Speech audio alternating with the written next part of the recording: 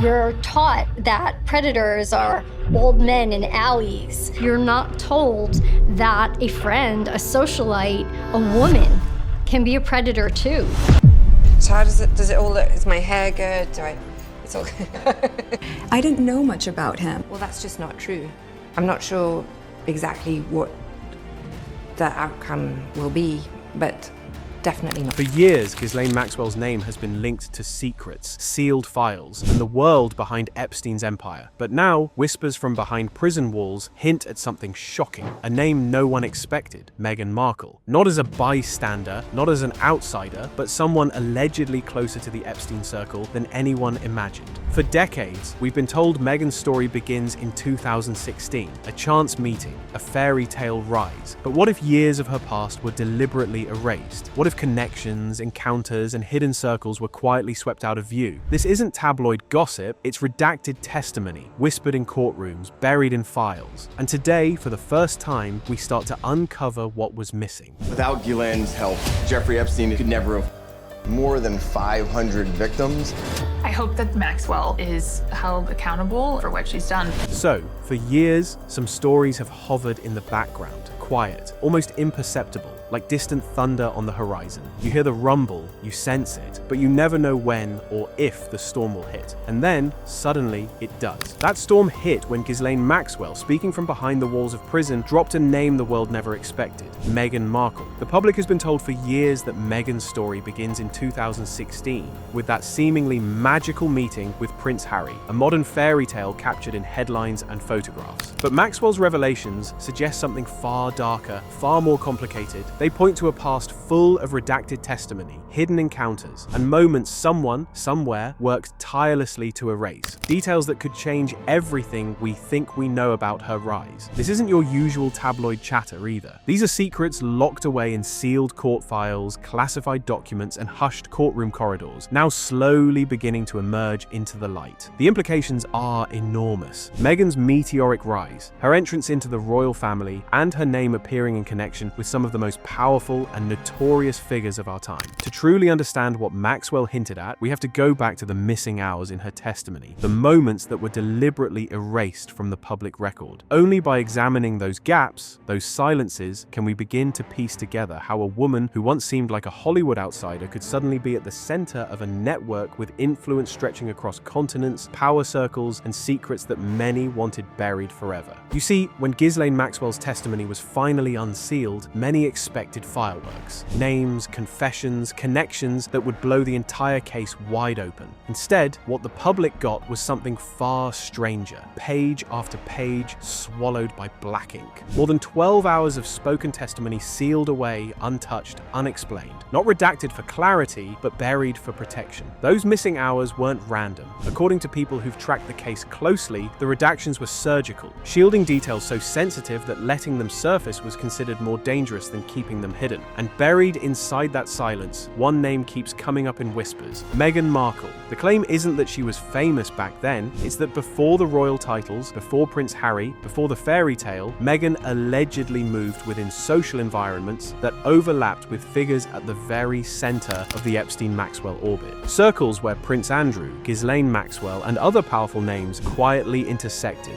far from public view. One of the most unsettling details: reports that Virginia Roberts, a central figure in the Epstein case, requested Meghan as a potential witness, not because of who she later became, but because allegedly Meghan had first-hand awareness of certain individuals long before she ever entered the royal family. That request alone would have been explosive. Calling Meghan to testify would have meant opening doors no one wanted opened, examining her associations, her access, her past social ties under oath. A legal and political nightmare, and yet it never happened. The request vanished, the trail went cold, and that door, it never opened. Which raises the question no one can seem to answer. Who made sure it stayed closed? Now here is where the rumors turn especially unsettling, and it's important to be clear about one thing up front. These are unverified claims, allegations whispered in investigative circles, not proven facts. According to accounts attributed to Ghislaine Maxwell in off-record testimony and secondary reporting, Meghan was allegedly known by an alias Flower during her early years in certain private, invitational invitation-only social spaces. These were not Hollywood red carpets or charity galas, but elite closed environments that existed far from public scrutiny. Spaces that, in hindsight, would later intersect with figures now tied to the Epstein scandal. Maxwell allegedly implied that their worlds overlapped, not as strangers, but as people moving through the same rarefied rooms. If true, it would suggest Meghan wasn't merely adjacent to these circles, but familiar with them, long before her name ever appeared in royal headlines. What makes this claim so controversial is the implication that Meghan wasn't new to Prince Andrew's broader orbit. Long before she was a duchess, she is rumored to have appeared at the fringes of exclusive gatherings attended by Andrew, Sarah Ferguson, Maxwell, and other high-profile figures, events where access was tightly controlled and every attendee was deliberately chosen. These introductions allegedly placed Meghan in a transatlantic network that moved seamlessly between Hollywood, New York, London, and royal-adjacent spaces. The kind of network where influence travels quietly, reputations are curated, and conversations never make it into the press. If any of this is accurate, it raises an uncomfortable possibility that Meghan may have seen and heard far more than the public has ever been told, and that her proximity to powerful figures didn't begin with Prince Harry. It began years earlier, in rooms most people never even knew existed. Again, these remain allegations, not conclusions, but they are precisely the kind of claims that explain why certain testimony remains sealed and why some questions have never been allowed to be asked out loud. Here's where the story grows even more tangled, and once again, it's crucial to stress that what follows is allegation, speculation, and reporting from secondary sources, not proven fact. According to long-circulating rumors in Royal Watcher and investigative circles, Sarah Ferguson, Prince Andrew's ex-wife, may have played a far more significant role in Meghan's early proximity to royal-adjacent spaces than the public has been told. Contrary to the popular belief that Meghan and Ferguson only crossed paths shortly before the royal wedding, some accounts suggest Ferguson was aware of Meghan and moving in overlapping elite environments years earlier. Ferguson herself was a familiar presence at exclusive international gatherings during the height of Epstein and Maxwell's influence. She reportedly attended many of the same invitation-only events and was known to be close to figures within those circles. Some sources even speculate there was quiet tension between Ferguson and Maxwell, with both women navigating influence within the same rarefied networks. As Meghan's profile allegedly began to rise, whispers suggest Ferguson may have acted as a gatekeeper, possibly limiting Meghan's proximity to Prince Andrew. Whether that was driven by concern, rivalry, or something more strategic remains unclear. What's notable is that Meghan's access appears to have shifted at the same time her public image began to change.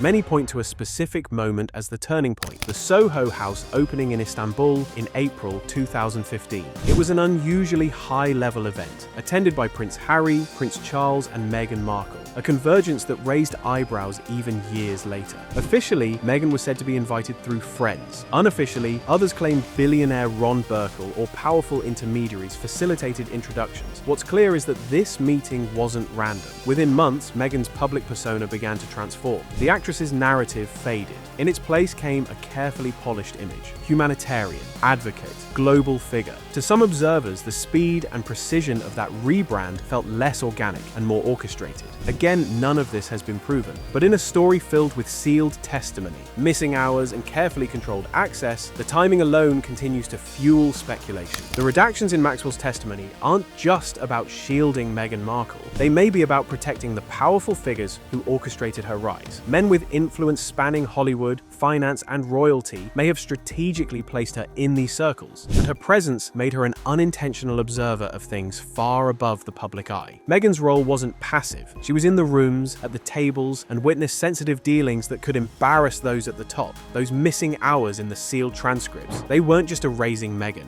they were erasing a path to those who positioned her there. Her rapid ascent, from actress to humanitarian to future duchess, reads less like chance and more like careful planning. But strategic placement comes with consequences. Tensions brewed within the royal family, and Prince William reportedly drew a hard line. Sources claim he refused to let Meghan back into the royal inner circle, not because of tabloid disputes, but because of her connections to a world the monarchy desperately wants to distance itself from. The friction became tangible during a church service confrontation with Prince Andrew, where William reportedly insisted Andrew step back, signaling a zero-tolerance stance toward Epstein-era entanglements. In William's eyes, Meghan isn't just an outsider.